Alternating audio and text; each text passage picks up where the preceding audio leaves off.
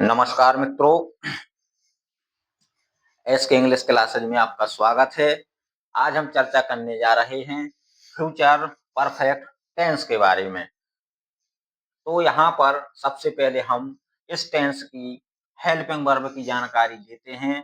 लिखा है will shall have, यानी कि विल हैव शैल हैव इस टेंस की हेल्पिंग वर्ब होगी। हमें पता है कि केवल और केवल आई और वी के साथ हमें शैल लगाना है, यानी कि आई और वी के साथ हम शैल हैव का प्रयोग यहाँ पर करेंगे। तो मित्रों यहाँ पहचान देख लेते हैं। लिखा है चुका होगा, चुकी होगी, चुके होंगे, चुकेगा, चुकोगे, चुकेगी आदि शब्द आपको वाक्य के अंत में मिलेंगे। तो यहाँ पर हमें हेल्पिंग वर्ब विल हैव और शैल हैव का ध्यान रखते हुए वाक्यों को बनाना है। तो यहाँ पर पहला एग्जाम्पल हम देख लेते हैं। लिखा है हम शाम तक काम पूरा कर चुकेंगे। तो यहाँ पर हम देख रहे हैं जो हमारा सब्जेक्ट है हम यानी वी के साथ हम लगाएंगे शैल हैव, यानी कि यहाँ हम शैल हैव का प्रयोग करेंगे। इसके बाद हमारा परफेक्ट टेंस है यानी फ्यूचर परफेक्ट। तो हमें पता है परफेक्ट टेंस की खासियत जो होती है वहाँ हम एमडी में थर्ड फॉर्म लगाते हैं। तो यहाँ पर मेन वर्ब में हमने थर्ड फॉर्म लगा दी। कंप्लीटेड द वर्क, लिखा है शाम तक।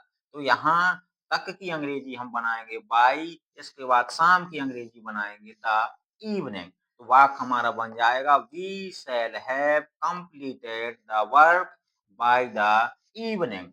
इसके बाद नेक्स्ट एग्जाम्पल हम देखते हैं। यहाँ पर हमें पता है मित्रों कि अगर वाक्य में दो काम पाए जाएं तो जो काम पहले होगा वाक्य में उस काम को हम बनाएंगे फ्यूचर परफेक्ट टेंस में, और जो काम होगा हमारा बाद में उसको बनाएंगे हम प्रेजेंट इंडेफिनिट टेंस में। तो कुछ इसी प्रकार का एग्जाम्पल यहाँ नीचे लिखा है। हम देख रहे हैं मित्रों कि यहाँ पर इस वाक्य में दो कार्यों का होना पाया जा रहा है। लिखा है घंटी बजने से पूर्व मैं स्कूल पहुंच चुकूंगा, यानी घंटी का बजना भी हो रहा है और स्कूल पहुंचना भी हो रहा है। तो यहाँ पर मित्रों दो कार्य जो है हो रहे हैं।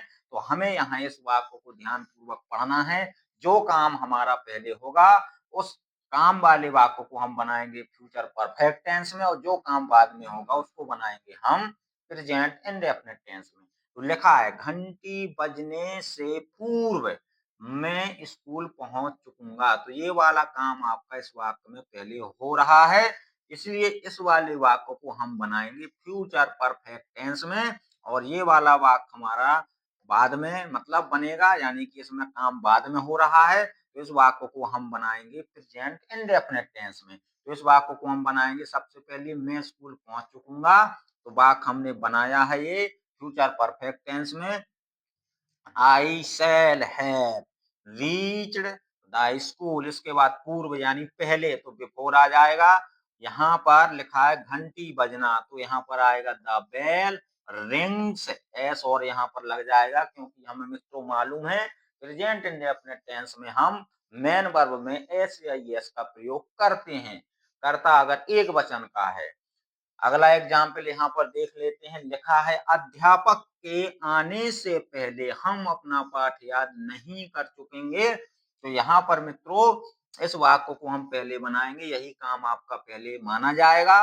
और हम इस वाक्य में देख रहे हैं नहीं शब्द भी लगा हुआ है, तो इस वाक्य को हम बनाएंगे फ्यूचर परफेक्ट टेंस में। हमें विल और शैल के बाद नॉट और लगा देना होता है अगर निगेटिव सेंटेंस होता है। तो will not have shell not have का हम यहाँ प्रयोग करते हैं।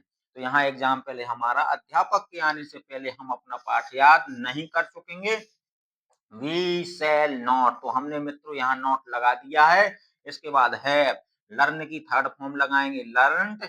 इसके बाद लिखा है अपना पाठ, तो वी के साथ अपना की अंग्रेजी यानी पजेसिव केस जो होता है वो आएगा अवर लेसन। इसके बाद बिफोर, इसके बाद ये वाक्य हमारा बनेगा प्रेजेंट इंडेफिनिट टेंस में। तो द टीचर कम्स, वाक्य बन गया we shall not have learned our lesson before the teacher comes. अगला है इंट्रोगेटिव सेंटेंस है। वाक्य की शुरुआत अगर क्या से होती है मित्रों, तो वाक्य हमारा इंट्रोगेटिव में आता है और सबसे पहले हम उस टेंस की हेल्पिंग वर्ब आगे रखते हैं। तो लिखा है क्या वर्षा होने से पहले तुम घर पहुंच चुके होगे। तो इस वाले वाक्य को हम पहले बनाएंगे, लेकिन याद रहे कि वाक्य में क्या आगे लगा हुआ है, इसलिए हमें सबसे पहले विल लगाना पड़ेगा। विल यू के बाद यहाँ हैव आएगा, इसके बाद पहुंचना थर्ड फॉर्म रीच्ड आ जाएगी, इसके बाद द हाउस फिर बिफोर लगाएंगे, इसके बाद ये वाक्य हमारा प्रेजेंट इंडेफिनिट टेंस में बनेगा। लिखा है वर्षा होना, तो मौसम से संबंधित जानकारी जिस वाक्य में हमें प्राप्त होती है, ऐसे वाक्यों की शुरुआत हम इट से करते हैं। और रेन में हम यहाँ एस लगा देंगे, इट रेन्स यहाँ पर बन जाएगा। ये वाक्य हमारा प्रेजेंट इंडेफिनिट टेंस में बनेगा।